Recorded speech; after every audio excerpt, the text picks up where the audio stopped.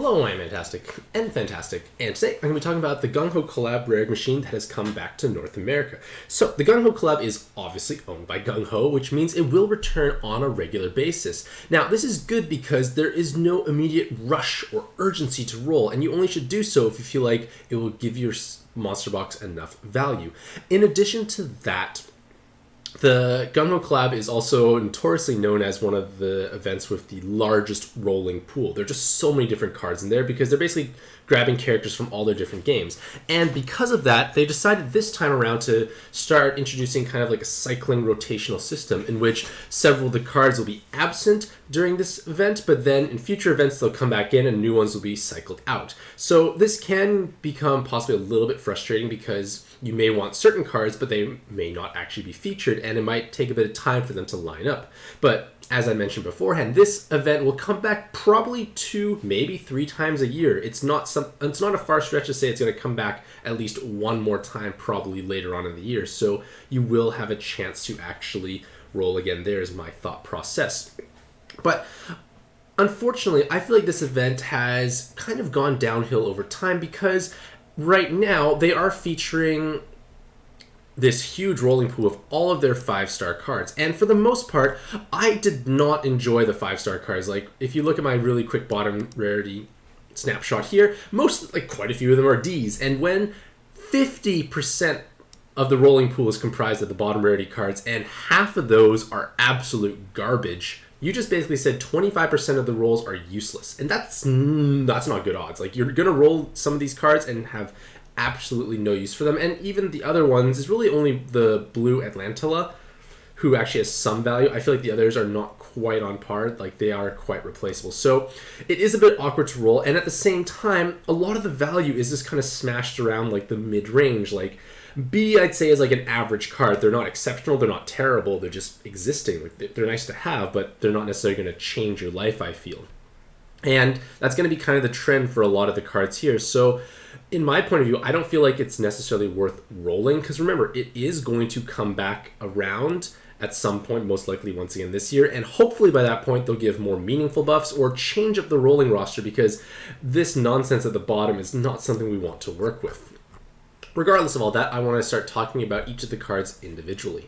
So, the first card is Tsukuyomi, and she is going to be probably arguably one of the chase cards in this event because in her base form, she is a tremendously powerful card. So first things first, she offers 4 skill boosts, so anything that transforms is obviously going to benefit from that. She also has meaningful personal damage with 777 combo and a VDP. Furthermore, her active skill is kind of like Cotton's in a sense because it creates no Skyfalls and then generates Water Orbs and Hard Orbs. Kind of a similar effect, similar cooldown. It's a useful active overall because it will also overwrite no Skyfall debuffs.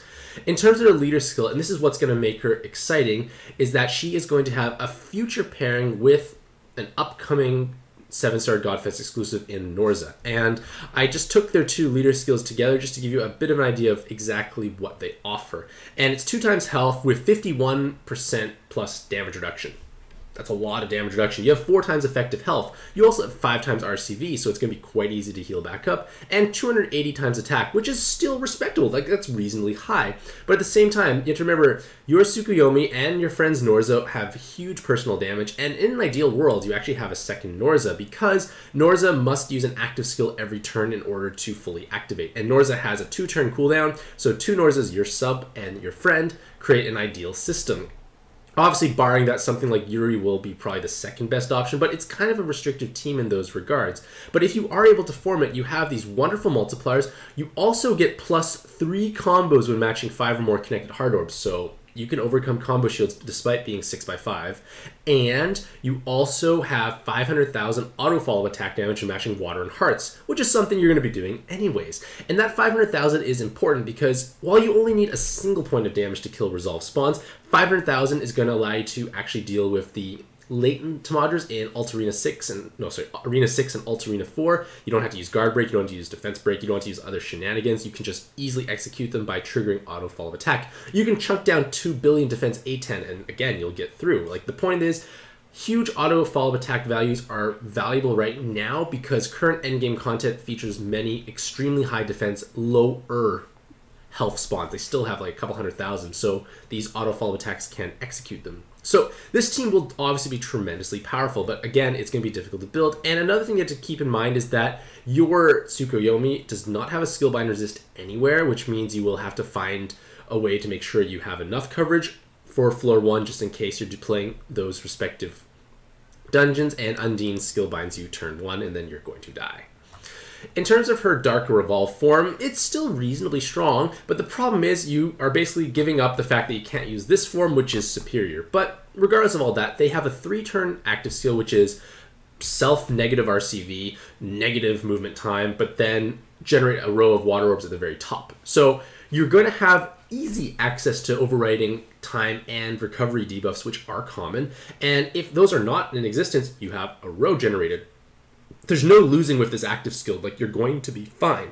I guess the only situation would be you need to heal for a preemptive next floor, but you don't have water orbs, so you make the row, you match, you don't heal. Like, it's going to be good basically in every situation, I feel, for the most part. And it's just going to be a nice utility sub to own who also has meaningful VDP damage, especially when she gets the 7 combo. She has some rows, she has a skill boost, and she does have an attacker typing, so you can definitely utilize them on lamp teams. But as I said beforehand, this is going to be the best form to utilize. If you only have one Tsukuyomi, you're going to want to keep her in the base form. The next card is Raphael. And GungHo Raphael is disappointing. Like, his base form has modest VDP damage, more VDP damage if you have the ability to stay above 80% health, but that's a very narrow window to work around, and in traditional content like arenas, it's going to be difficult to manage your health to that point to have a reliable VDP card. It's not something that I feel like we really want to bring along, and it's a little awkward because his entire leader skill again focuses around being above 80% health, and while there is large damage reduction, you're going to have issues because you're going to get hit, possibly multi-hit, and you're going to have a bad time. It's going to be difficult to re-heal back up because you have to heal before matching orbs, so you have to heal via active skills. Yes, his active can do it, but you're using an active when it's not necessary because every other team wouldn't have this issue, so it's just an awkward leader skill to work around. And in their evolved form, they kind of become like a wood Tifa because they have a 7x6 board, they have some health, they have modest RCV, but it's still less RCV than Tifa, which is weird because Tifa is an old card that technically comes from a cheaper egg machine, and it's weird that this card has a lower RCV multiplier, same attack, same health, same 7x6. You do have a slight difference in playstyle. You don't actually match rows, you just match 2 separate wood combos, and those enhanced wood orbs definitely help pad that damage. But a bit of an issue comes with when you need to match VDP. Sometimes you only have 9 orbs, and with Raphael, that won't work. You'll need 12 to make a VDP, and that can be a little problematic, whereas Tifa, if you had 9, you get your full multiplier and you go to town. So there's just quite a few things that are working against Raphael. I tend to dislike leaders who have the clause of matching 2 of a specific color because it's just as orb hungry as a row, but you're going to have bigger issues when VDPs are required. Next is, I can't say her name, it's difficult to do, but this individual here has Devil and Balance typing. And that's huge because you just think, wow, Yugi and Nell can utilize this card, and they have 5 skill boosts, along with meaningful personal damage. They can have double 7 combo with a VDP. Pretty good damage output. And they also have a reasonably fast charging active skill, which can be cycled with 2 of them. With 2 of them, you would have permanent Dark Skyfall buff, along with being able to clear 3 turns of Awoken Binds and removing 3 turns of unable to match orb effects. And this is quite an interesting system you can build, but there are a couple of drawbacks. First things first, you have to dedicate 2 active skills to this. It's quite a bit, and at the same time, it's not actually generating Dark Orbs for you to use right now. It's going to generate Dark Orbs for future turns, and that can be problematic because there are going to be lots of cases where you need to have Dark Orbs right now, and this active skill won't solve your problem. It might. The key is might. It might give you enough Dark Orbs for the next turn. It's not a guarantee. And this is coming from someone who runs Hiei. I know Hiei has only a 7, not 15% Skyfall buff, but with Hiei, you only need 1 active skill instead of 2. You do have a weaker Skyfall. You don't have as much extra utility kind of built around, but I also generate a row of Dark Orbs instantly, so I can rely on Hiei towards the end of the dungeon to give me a guaranteed row to help basically match my sufficient patterns, and this is something this character cannot do. I still enjoy modest amounts of Dark Orb Skyfalls, and like I usually have enough to activate on most given turns, but I like being able to actually generate orbs with my active, and this is something that you won't be able to do, and I feel like it will be problematic because now you have 2 cards who can't do this. And if you're running 2 of these cards, you have 10 skill boosts, so you obviously have a bit more flexibility in terms of team building and composition. You probably may not need to run as many Fortress Dragons, and Fortress Dragons I liked because they offered, well, some team damage, but they also offered a fast and reliable orb changer on a regular basis, which is definitely meaningful. So if you have something like Hiei already, it's going to be almost like a side grade. It's not going to necessarily help you out that much, because I find running Hiei to be quite efficient. I can build enough skill boosts around Hiei, even though he only has 1, because I have 2 Fortress Dragons. But again, at the same time, if you don't have Fortress Dragons, you don't have Dark Magician, you don't have all the more commonplace skill boost solutions for Yugi Nell teams, because let's say you started more recently, you only have Nell, this could be a way to fill that gap. But at the same time, I wouldn't Monster Exchange for her because it's going to be costly. It's, in my opinion, kind of a side grade to what already exists, and those cards that technically exist, if it comes back around the Yu-Gi Collab, you can definitely roll them again, because Fortress Dragons are at least the bottom rarity. So it's not that she is weak, it's just that she is competing against quite a few other solutions that are working well at this point in time. On the other hand, her Evolve form gains a massive attack stat and huge TPA damage. And TPA damage is obviously nice, and you have a 3-turn cooldown that makes 4 Dark Orbs, so you're obviously going to do great with yourself, but I feel like TPA is a bit of an awkward awakening because it only helps the owning card. It only provides 1.5 times damage, which means you have to have many, many of them to make them worthwhile. 777 combo is going to surpass, I think, 5 TPAs, if I'm not mistaken. My math could be wrong, but 6 TPAs is only 11.4 times. It's not that high considering you spent your Super Awakening and 5 out of your 4 Awakenings to get that. You're basically heavily investing yourself there. And if you need to fight a Void Spawn, you need a VDP Awakening, which you could get here, but you have to make the 3x3 box and then the TPA somewhere on the side. It's going to be orb hungry, it might be awkward. It's just a difficult thing to pull off overall. So that's why I'm kind of against TPA. But if you can make it work, it definitely can be meaningful, because with a single combo, you can deal massive amounts of damage. And in this case here, her leader skill is 484 times attack for Devil and attacker types when you match 4 or more connected orbs. It doesn't say which 4 or more orbs, but if you match 4 dark, you have massive damage with 1 combo. Can definitely be meaningful in farming style content where you need to clear things quickly and deliver large amounts of damage. But at the same time, it's going to be somewhat niche in situations because we don't really have a great dark leader to take advantage of that big TPA damage. Next is GungHo Reeche, and GungHo Reeche has received buffs. They have received the ability to do 2 turns of damage absorb and attribute absorb canceling. And that can be nice. And what has made these 2-turn Fujin style active skills popular is Arena 5 and Alt Arena 3, where you have a 25% chance to encounter 2 absorption spawns back to back. I think it's a really dumb dungeon design, damage absorption in general, but if you do have that 25% chance of encountering them back to back, 2 turns means you can counter it easily. On that same breath, Durga, who is the second spawn, only has a 10-turn absorption shield. She's easy to stall on. It's a great place to recharge your active skills. So for the longest time, I never had a 2-turn Fujin. I only just got one kind of recently, and I was able to survive and get through the dungeons. It would take a bit longer in 25% of the runs, but at the same time, it's still safe because Durga is easy to kill. She is not dangerous to stall on, so it's more so the appeal of going faster, because you're most likely going to kill the spawn in question in 1 turn, so the 2 turns is really for the back-to-back chance.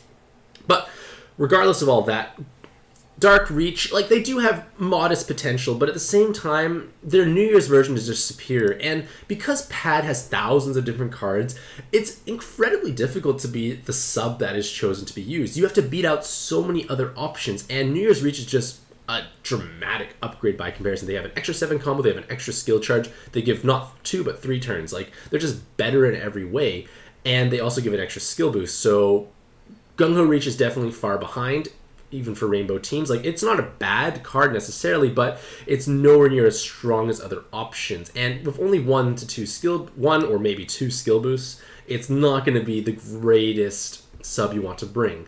But Thankfully, their weapon assist has more value because it does give you full bind immunity and a single skill boost. So right now, at this exact time in North America, we only have 2 possible cards of this combination of awakenings. So this obviously has merits. You have lots of bind immune card or bind vulnerable cards such as like Super Reincarnated Indra, Diao Chan. Like they are vulnerable to binds. You can give them bind immunity, give them an extra skill boost, and you give them a big cooldown to work with that might charge up and be helpful, or you can just simply not let it charge up because it's such a long one anyways. And it can definitely help your transforming teams, especially for those that have a card who's already vulnerable to binds.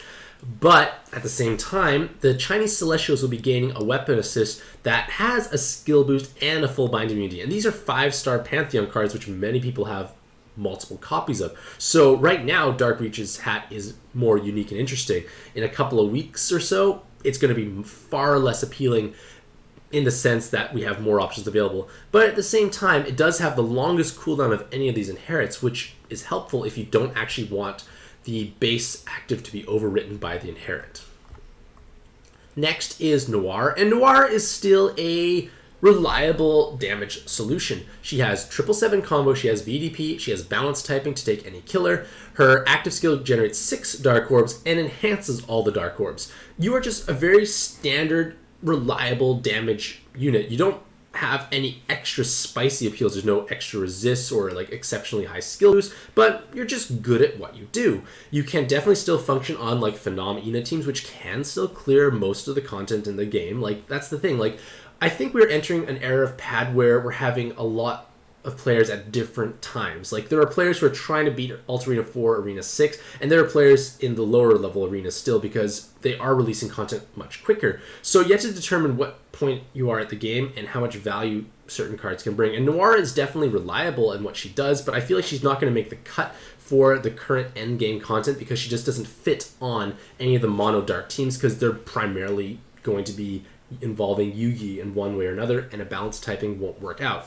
But she definitely can be used for other mono dark teams that are not type restricted because she does provide meaningful damage. And when I used my Phenom Ina team beforehand, Noir was a staple sub and she worked great. Next is Ralg.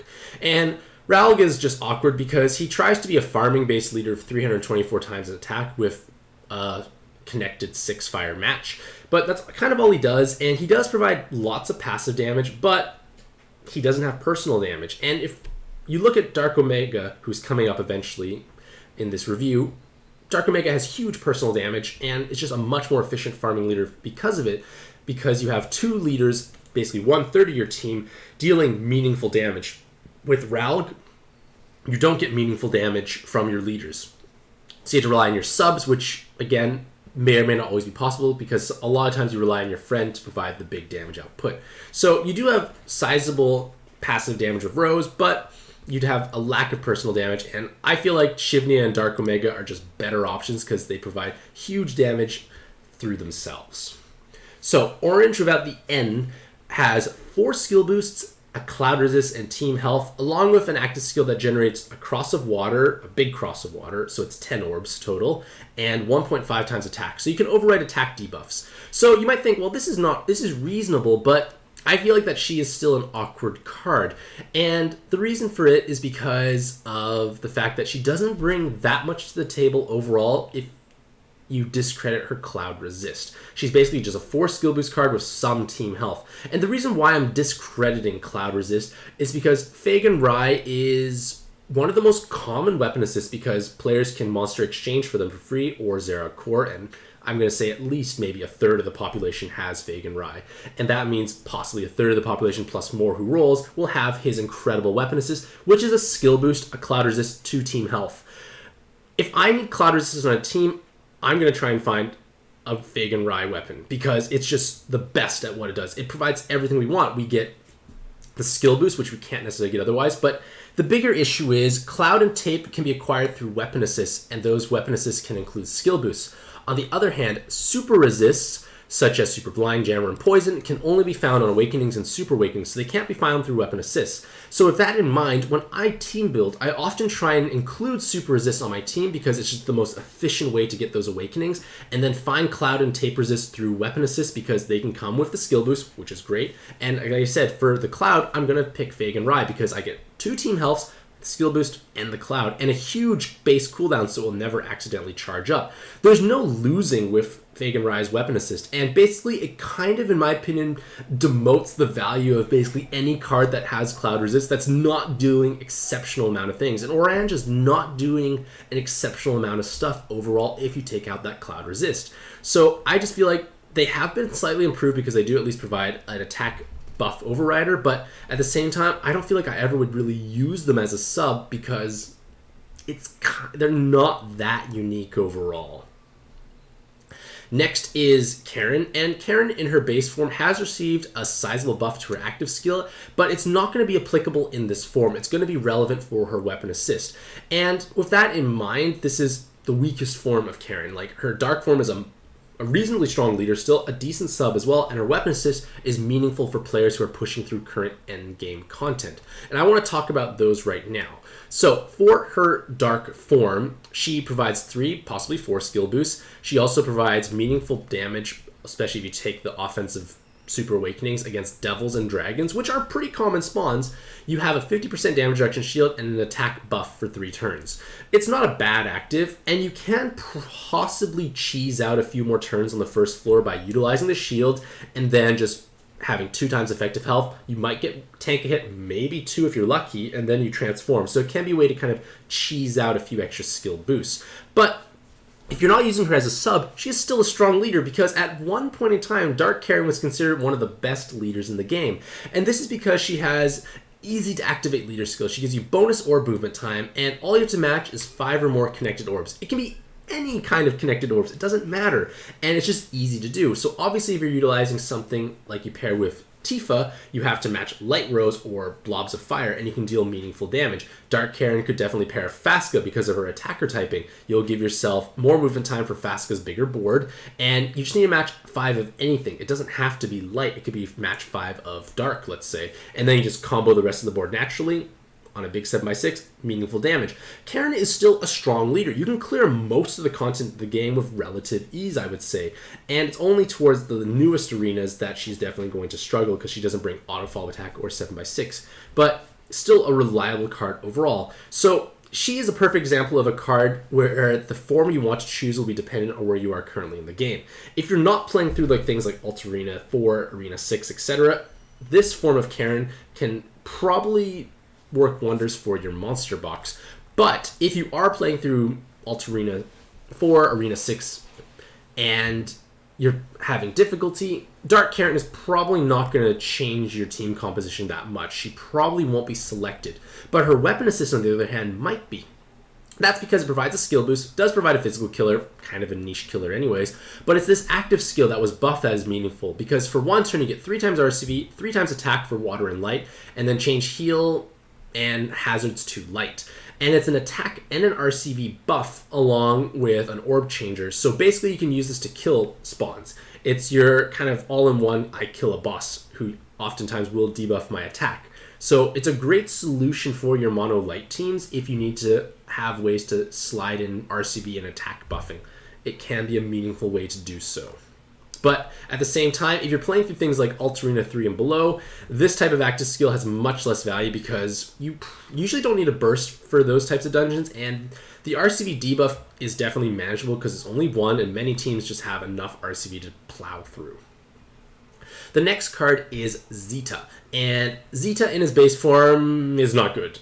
Like, the pros are, you roll the Zeta, yay! You're not going to use him in this form. We're going to look at his dark form. Because in his dark form, he creates a powerful self-contained team if you have multiple copies. Because his active skill is a health cut by 50%, which triggers all of his attack while below 50%, which are 3 of them. And he has a VDP Super Awakening. Big damage there. And then a button damage, which is irrelevant, and then you create 6 water, 6 dark, and 6 heal orbs on an 8-turn cooldown. This is incredibly fast, and with multiple Zetas, you can do this more often. And their leader skill is you need to be below 80% health, ideally 50 to really tap into your big damage. And then you just need to match water and dark. So you can go incredibly quick. You can speed clear quite a bit of challenging content with Dark Zeta. I have 2 Zetas, and I've converted one of them into a weapon assist now, but beforehand, I would use the 2 Zetas, and I would kind of plow through like time-sensitive content, like like say like timed arenas or whatever challenges there were. I could go through them quite quickly because I need minimal combos. I can keep below half health and just keep going. You don't need many combos to tap into his large personal damage. And all of that still can definitely apply nowadays. Of course, if you are playing through the highest level arenas, his leader skill is not going to work out because managing health is so difficult, and with no auto follow attack, no 7x6, it's just going to be much harder because there's no built-in combo count either. And the biggest hurdle is you have to remain below 50% to really tap in, and that's kind of one of his main crutches, especially if used as a sub on non-Zeta teams, because while he does have large damage output and an active skill that kind of sets itself up, it's kind of awkward because you don't really have the damage output unless you hurt yourself. Maybe if you had 2 Dark Zetas as subs, then you at least have a bit more reliability in nuking your own health that you could kind of manage this better, but I still think it's at a bit of an awkward place. But at the same time, if you feel like Zeta is not bringing enough value for you in his dark form, his weapon assist is meaningful because it provides you with triple blind or 60% blind resist, 2 water rose, and a healer killer awakening. While Healer Killer is niche, it's probably going to help you every once in a while. It's a free thing that didn't cost you anything. But 60% blind is meaningful because you only need to find 40% elsewhere, and Water Rose are obviously going to be helpful on mono water teams. So it's combining offense and defense, which I do love seeing in weapon assist because I want to obviously cover all the defensive metrics first. But if I can get some offensive power alongside of it, I'm definitely going to do it.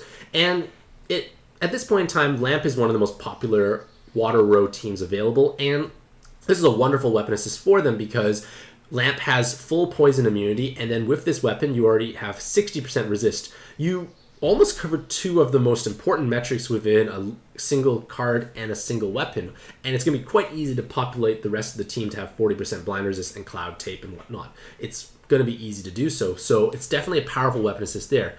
Furthermore, the active skill, if it charges up, is not terrible. You get +2 combos and then +2 seconds or movement time, and then changing light and hazards to water. It's not a bad active to charge up. If it happens, okay, you're not going to be upset, but it's not going to be upset. Next is Elena, and Elena in her base form has the potential to have double killers of either God, Dragon, and Devil, depending on the Super Awakenings chosen, and can use any killer latent because of her balanced typing. So it gives her the potential to be a strong killing solution against certain spawns. So if you can plan this out well, she can definitely serve you well there. Furthermore, her active skill has been buffed. It creates a bicolor board with 8, not 4 turns of Fire Skyfalls. So a little bit of a history lesson. Back when she first came out, she was actually one of the more desirable solutions for ranking dungeons because bicolors are the easiest to solve, and that Skyfall buff, while it does take up a little bit of time to do, would often result in more Skyfalls occurring and thus more points compared to someone who did not over the course of many, many runs. Now, this still holds true today. Like, it should be able to raise your score or raise your average combo count by a bit on average if you do enough runs. But the thing is, ranking dungeons have kind of shifted their meta, so to speak, to abusing Magic Lin, who creates a perfect 15-15 board, which is 10 combos perfect. This board changer from Elena is unreliable. I've had lots of terrible boards that are just like menu quit, try again. So you use Magic Lin for the 15-15 board, clears the entire board, and then you pop a forced 4-color Skyfall buffer such as Zelos, who only lets you have 4 specific colors drop down.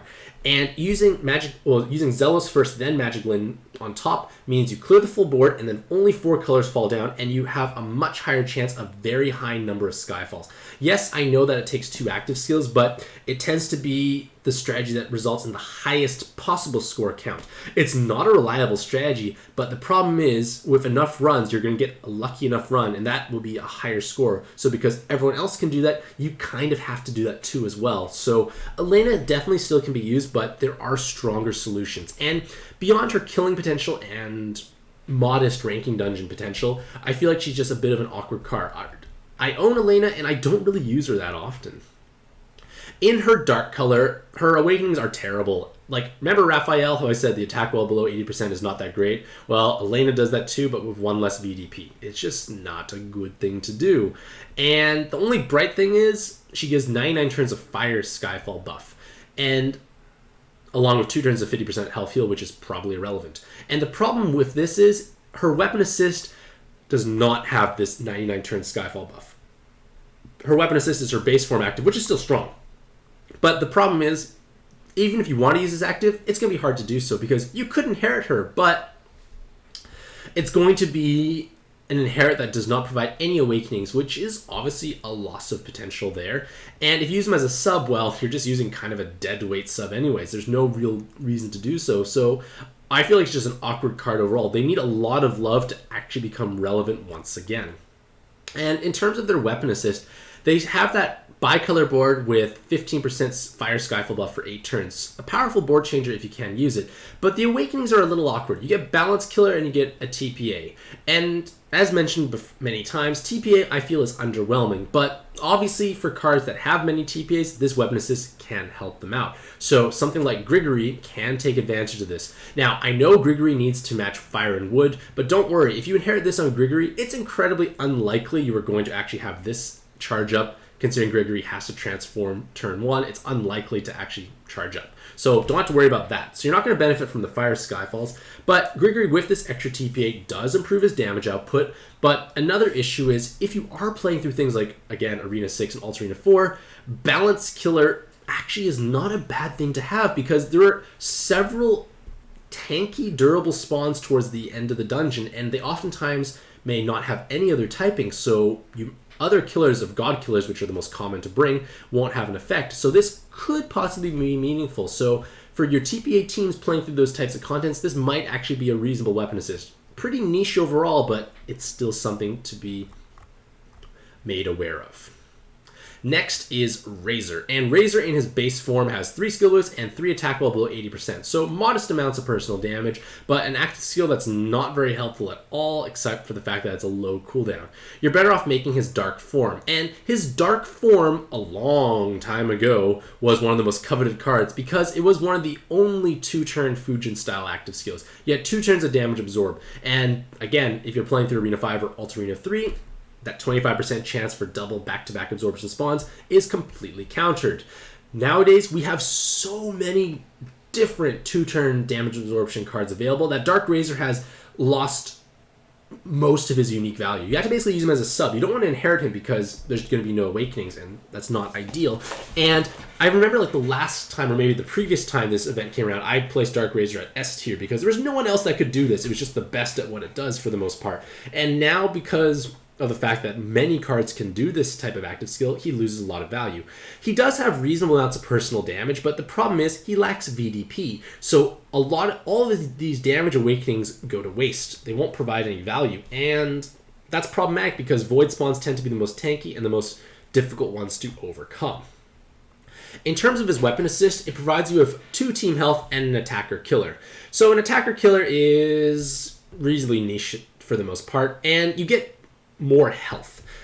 More health, I guess, is nice, but if you think about it, Fagan Rai's weapon, I love that weapon, has 2 team health, skill boost, and cloud resist. It just blows this one out of the water. This is not that good of a weapon assist. If you need to add bulk, I guess you could say sure, but I feel like it's going to be unlikely that you have the ability to cover all the resist necessary. You've layered in passive damage because that's the next thing you want to do after resist, and then you throw in team health. Like, I don't think it's something that's worth pursuing, and as a result, I don't think this is a strong weapon assist whatsoever. Next is Lilia, and Lilia in her base form has strong VDP damage with Wood Rose and an active skill that can lock the entire board. Now, locking the entire board is valuable when you are facing spinners, because spinners can be a nightmare to deal with potentially. But the problem with this active is it's a 6-turn cooldown, which is it's okay length, but the effect is just lock the board 1 turn of +1 combo count. It's a very low impact active. It's not generating orbs beforehand, it's just locking the board in +1 combo. It's pretty weak. So spinners are still relatively niche. There are not too many places where you need to have anti-spinners, and of course, if there are, the value of Lilia goes up, but I'm just not that impressed with this active skill, and I would definitely prefer to use her dark form because it will provide you with a stronger leader skill and a better active skill, because in her base form, her leader skill needs 10 combos, which is obviously difficult. You do get bonus combos when you match 6 or more Wood Orbs, but you have to match 6 or more Wood Orbs to get the damage reduction. It's quite a few things to... Like, it's okay, but in her dark form, she has the same multiplier, but she, instead of getting plus combo count and blobbing orbs, she gets auto follow attack when making a VDP with connected 9 orbs. So auto follow attack is tremendously powerful. You match a VDP, obviously combo the rest, you kill the spawn in question, and then you have auto follow attack after. In terms of her dark form, she has 777 combo with a VDP along with an L. So she has much higher personal damage on a more regular basis because I rather have 7 combos instead of just VDPs. And her active skill, 1 turn shorter, changes water to wood and then locks all wood orbs. So this active skill is much more valuable because you are at least generating orbs. It's never going to be a dead active. You can use it and make orbs and you're not going to be upset. And even though it only locks wood orbs, I am confident that you can match and manipulate the board in such a way that you can push those locked wood orbs into the spinner or spinners, and therefore they won't change, and then you can just combo as normal. So a much stronger active skill in those regards, and again, a much stronger leader skill. The only drawback of the leader skill is you need 10 or more combos for the full multiplier, and obviously your damage does drop down when you fail to do so. So obviously you want to try and find ways to get plus combos through other leaders or through 7x6 usage. I think she's still a reasonably strong card, but I feel like she is just... I feel like maybe like Wood at this point in time is a little weak right now. That's partially why I feel that I'm less amazed by her overall. At least Wood is weaker at this point in time. In terms of her weapon assist, it gives you Cloud and 3 Wood Rows. So again, like I said, Fagan Rai is the best Cloud solution. But if you are playing a team that is mono wood and likes Wood Rows, this can definitely be a possible solution because, well, it's additional damage. And it's not a bad thing in those regards, but the bigger problem is it's a 11 or 6 turn active skill for that really weak effect. I would not like this to charge up accidentally. It's going to make me sad. So even though it does provide Wood Rows, I may still not want to make it anyways because I run the risk of having an active skill I would never want to touch. Next is Omega, and this is actually the last of the 7 stars. This is a huge collab. Like, there are just so many cards. It's a long video, but that's okay. So for Omega in his base form, he has a 1 turn cooldown, which is nice because if you need an active skill every turn, he's your man. If you want to inherit something over top of it, he's also your man. He also has double 7 combo with God Killer, Devil Killer, and the ability to gain a VDP, Super Awakening. So he has strong personal damage against what are 2 arguably common spawns. Most of the end spawns are either devils or gods, so he does have strong personal damage there. The biggest problem with Omega is we lack an ideal place to really utilize him on. There's no really... Fire is kind of a bit of an awkward place. Like, Grigory does work, but Grigory only cares for physical cards, so Omega can't be used. And it's just, like, we don't have a good spot to use him. So it may feel a little sad or disappointing, but do not fear, because his Dark Form is one of the best farming leaders in the game. And let's take a look at why. So, with his Dark Form, he has 3 attack while below 50% with that VDP Super Awakening. So 8 times personal damage when below 50%, 20 times when below, as well as matching a VDP. Solid damage output there. But it's not tied to combos, which is important for farming. But with his active skill, he reduces your health by 50%. So he's a self-contained system. He cuts his own health. So now you can tap into your damage awakenings. That's a big deal for teams who want to be below 50% health. Having them tied to your leader with their damage just makes it easier to team build overall. And you do so, and alongside the health cut, you get a row of fire and a row of dark. You can easily break up one of those and match the other to deal large amounts of damage because you are below 50%. You basically solve 3 problems in one active. You solve the health cut, you solve a row and another row, so that's 2 floors you can basically resolve. So an incredibly strong active skill in those regards. But the fun doesn't stop there, because with his leader skill, you have up to 324 times attack, 4 fire cards when below 50% health. No combo count requirement, just be fire, no typing. Huge amounts of damage. Like, you can then sprinkle in fire rows for even more outrageous damage output. Throw in some cards with lots of fire rows and just watch Omega burn through everything. This is obviously wonderful, and if you are playing through content like Training Arena 2, Omega is one of the more efficient farming teams for it. But at the same time, that's kind of all he's really good for. He's good for farming content quickly. It's not going to be a reliable leader in traditional content, and playing through content quickly doesn't technically save you stamina, it saves you time, it saves you some brain cells and mental thinking capacity, but you just go faster. So again, that may or may not necessarily be what everyone wants to have. Some people just like to pick it up the game and just play a little bit and puzzle. Maybe they like a bit of a challenge. But if you are trying to dump stamina quickly, having a farming team available is nice. For myself, I use my Shivnia team to spam Training Arena 2 when I have excess stamina or little time in my hands, and Dark Omega can definitely function in those regards. In terms of his weapon assist, it's not good because it's a 6 to 1 turn cooldown for generating a single fire orb. Woo! It accidentally charged up and I make 1 fire orb. You are going to be sad every single time this charges up. And even though it does provide tape and 3 fire rows, I feel like the risk of this accidentally charging up and you being sad does not make it worthwhile. And there's obviously that opportunity cost of you make the weapon, you can't use Dark Omega. Whew. That's a lot of cards, and that's only the 7-star, but thankfully that does comprise the bulk of this video. But without further ado, let's dive right into the 6-star cards. So, the 6-star cards features GungHo Erd. I'm going to call her GungHo Erd. And GungHo Erd has 4 skill boosts. So yes, you can get your active skills up in time.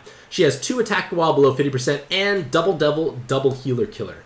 And devil killer and healer killer and balance killer are the 3 most common types in Training Arena 2, which is one of the probably the most lucrative dungeon to farm that is always available. It's always available. It gives 12 million monster experience per clear, and you can do so in a fast and efficient manner. So because Erd has huge personal damage against devils and healer types and can use devil killer latents with double attack roll below 50%, she is a tremendous damage solution for Training Arena 2. You can slam her down on those Dark Omega teams and you just will watch the damage explode and everything will die in your path. Basically, just throw a balance killer on maybe someone like Dark Omega or like whoever you want, really, and you can just smash through, because basically all the types in Training Arena 2 are basically healer, balance, and devil. If you have those 3, you basically cover everything. Now, while Dark Omega I prefer as a leader, GungHo Erd, if you popular a team of Reincarnate or Super Reincarnate cards, you have 400 times attack, which is technically higher. And her active skill does cut your health by 50% and create 6 fire orbs. Not as strong as Dark Omega's active skill, because Dark Omega has 2 separate rows, but powerful active nevertheless. So GungHo Erd is a great farming solution, especially in Training Arena as either a sub or her own leader. Next is GungHo Verdandi, and this is where my life is going to be confusing, and possibly for yourself as well, because the Verdandi that I know in Pad is green, and GungHo Verdandi is blue. Spoiler alert, Skuld is green, not blue in GungHo. It's confusing, I know. Regardless of that, GungHo Verdandi has 4 skill boosts, along with a VDP and double God Killer. So, at least with the VDP, she can at least form that 3x3 box and pierce through the void mechanic for those spawns and still deal meaningful damage.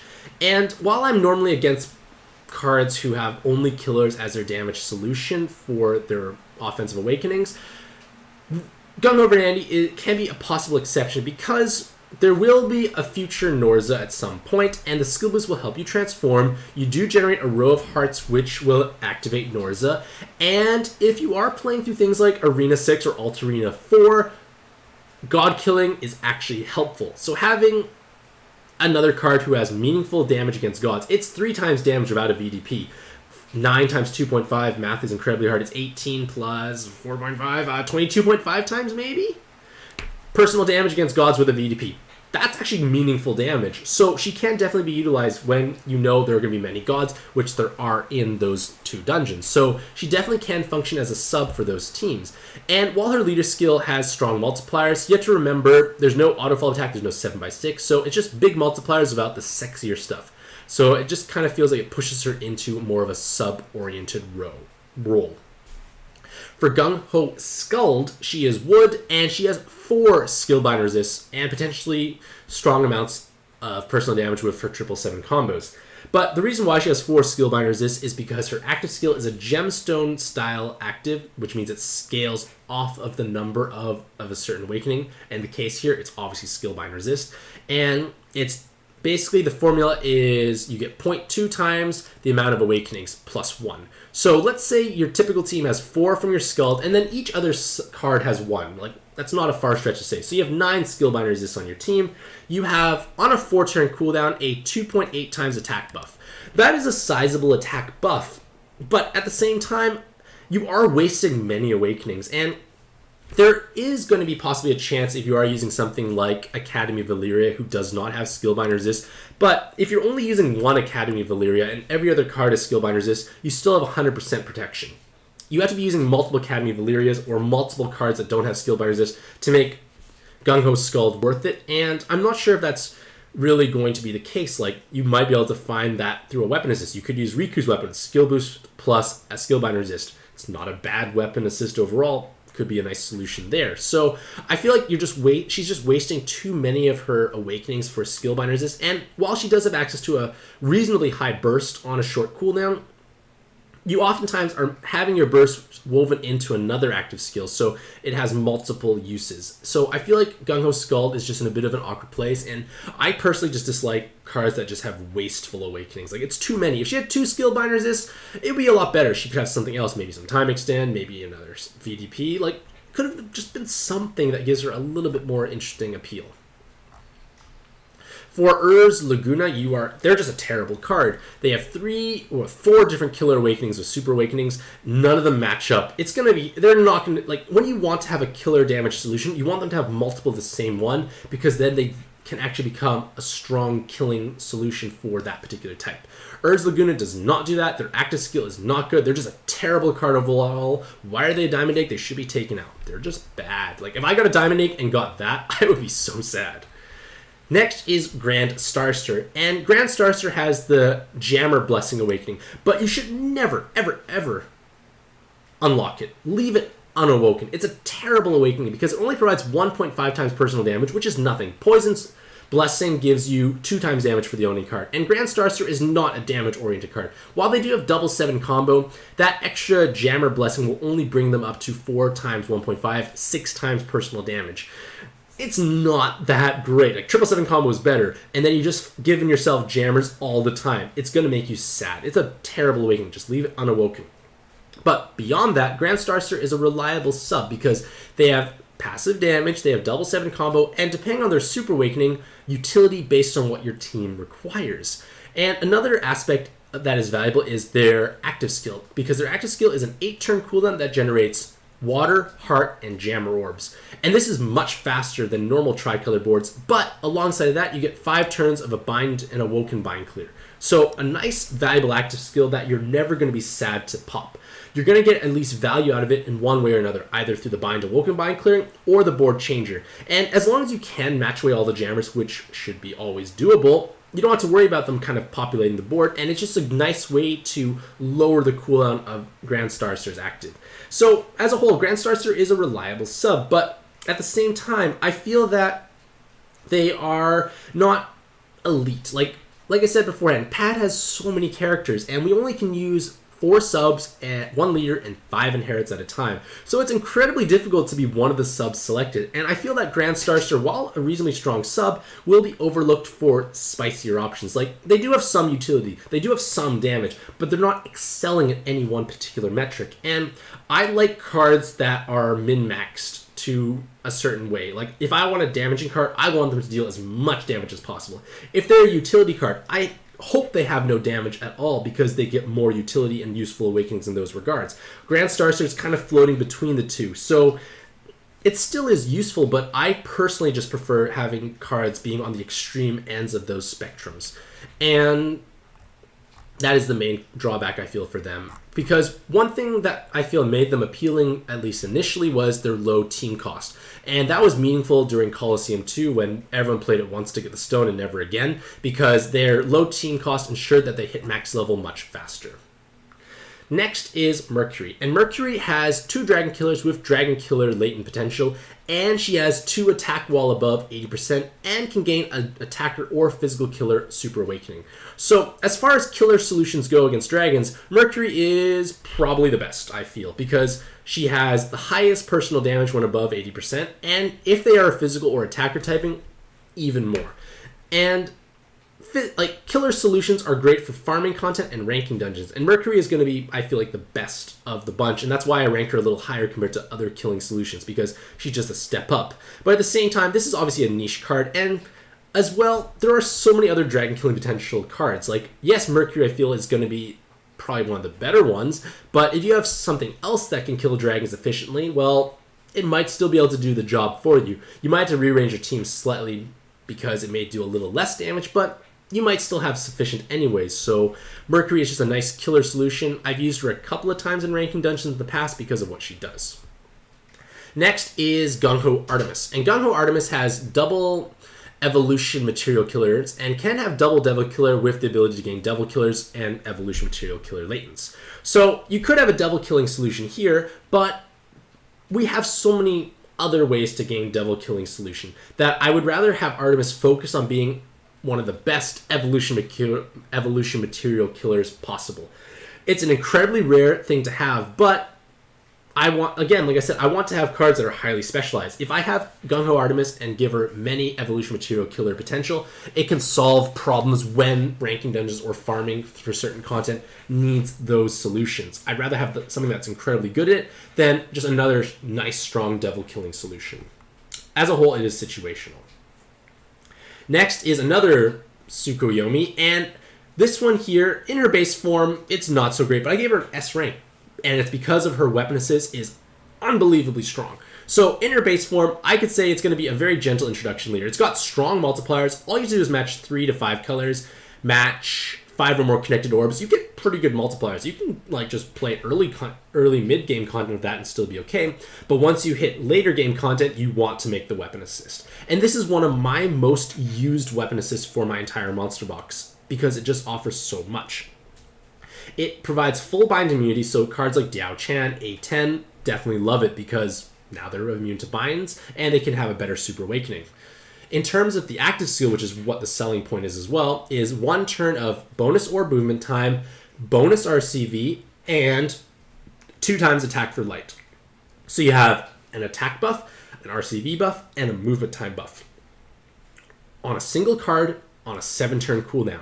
And if you are playing through the current endgame content, these 3 metrics are unbelievably common. I see them all the time. They just constantly happen, like spawn after spawn will have this, it seems. And being able to counter all 3 of those with a single active on a short 7-turn cooldown is incredibly valuable.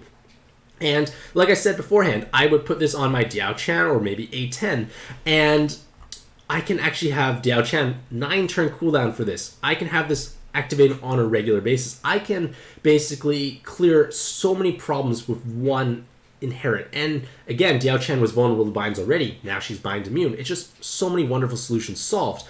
And another thing I want to point out is even though it is 2 times attack for light attribute or light attack cards, it doesn't matter if your team has no light cards whatsoever. The fact that it provides an attack buff of some kind will overwrite any existing debuff, and that again is something you want to keep in the back of your head. So if you are fortunate enough to roll her, you want to make her into the weapon assist, and again you have to roll for her. You cannot trade for her, which is the only drawback. But once you do, this weapon assist will definitely help elevate you to the next level. I feel like this, Umbrella, and Shelling Ford and Kaiba's weapon assist are the ones I use the most often. Kaiba, Shelling Ford are skill boost ones with extra zest. These are bind immune.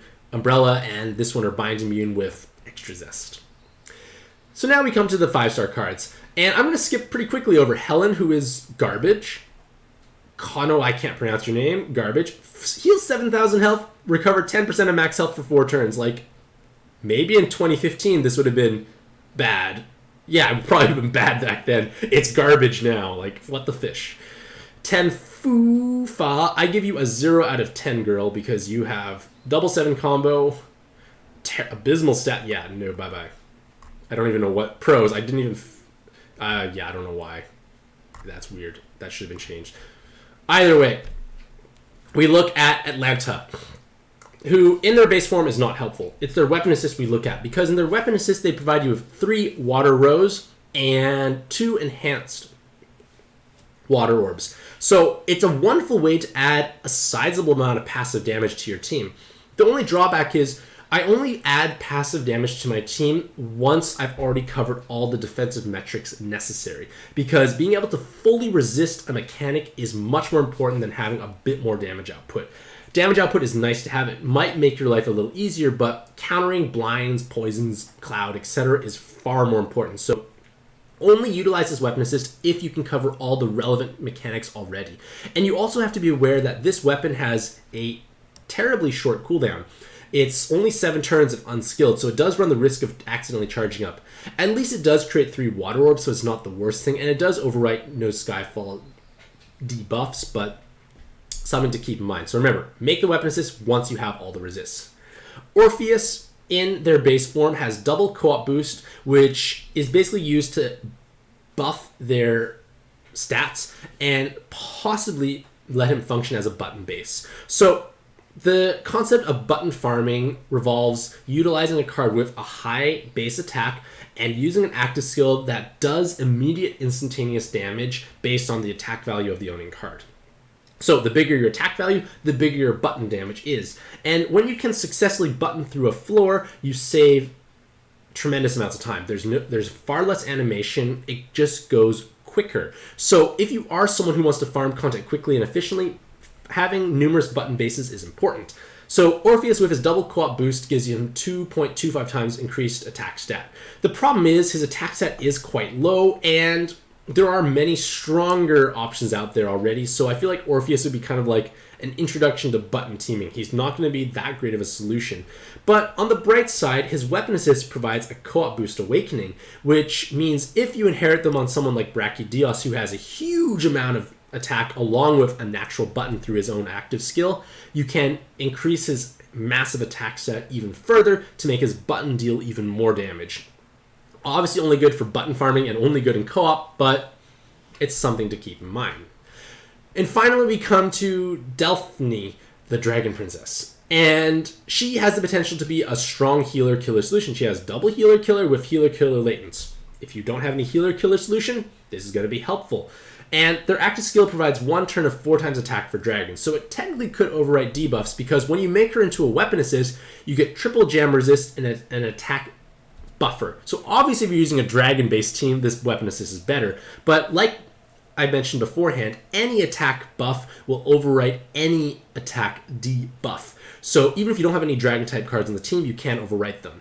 Obviously, it would be nice to have other things tied into this active skill, but you have to remember, this is a bottom rarity card. And while Jammer Resist is on the lower end of the totem pole for resists I want to try and counter, I still like to have Jammer Resist if possible. So throwing in 60% resistance along with an attack buffer is not a bad thing overall.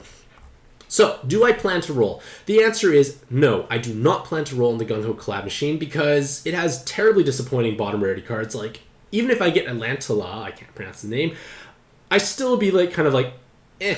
But at the same time, all the other 5-star cards are not appealing to me. I just won't be happy. And I already own Tsukuyomi from the 6-star, so there's less reason to roll. If I really wanted a card, maybe I would trade. But regardless of that, let's take a look at my dream rolls. So for my dream 7-star rolls, it's the other Tsukuyomi. Not surprising there. They're an incredible sub, leader, skill boost solution. They just do a lot of wonderful stuff. And it will give me an alternative to using my lamp team for future Nor, because I can actually utilize Norza because I do own a Yuri, so it wouldn't be a bad thing for me to have. For my 6-star cards, normally it would be Tsukuyomi, but I already own her. So I'm going to go with the GungHo Verdandi, which is the wrong color, because it would actually make possibly my Tsukuyomi team better. It would just give me more options for mono water to have nice skill boost solutions, and it's a strong god killer against things in Arena 4, Alt Arena 4 and Arena 6 where gods are actually common, so it's not a bad sub to have overall. And I would normally possibly pick GungHo Erd, but I already have a well-developed Shivnia team that can mindlessly farm training Arena 2, so GungHo Erd will be less appealing because I already have that niche fulfilled within my monster box. And then finally for the 5-star cards, Atalanta would be my choice because I don't own them, and compared to the other 5-star cards, I find they will bring me the most value to my monster box. But even then, I don't really have super large amount of motivations to really acquire them. I can get by without them, and because I have no motivation to roll the bottom rarity, I'm not going to roll in this event. So, in conclusion, the GungHo Collab has an absurd amount of cards in here. This is the longest video I think I recorded for Egg Machine review, and I will have timestamps throughout the video to give you a way to quickly find what you're looking for. But as a whole, I feel like the GungHo Collab is not worth rolling in because the bottom rarity comprises 50+% of it, and half of the bottom rarity is garbage. Like, they're just terrible. They're not going to work out well. So 25% of the rolls are garbage. The other 25% are... well, 2 of them are not that great. Atalanta is okay. But, like, my point being is, like, it's not that high value of an event. Like, it's kind of like a mid-range event overall. So it's just not bringing enough value, I feel, overall, despite the lower 6-stone cost. And you do have to remember, this event will come back on a regular basis. We will see this event with a new roster of the higher rarity cards. So they might actually cycle out the weaker ones, like, say, Elena and Raizer, Orage, Ralg. They might get cycled out and put back in... is it Michael or Knight Kisaragi and Bradamonte? Like, there are some strong ones that are absent, so we can just wait for that. Regardless of all that, let me know what you think about this event in the comments below. Do you think it is actually worth rolling in? And if you did roll in it, what did you acquire? Hopefully you have a fantastic day. I wish you all the best luck in your own pad adventures, and happy puzzling.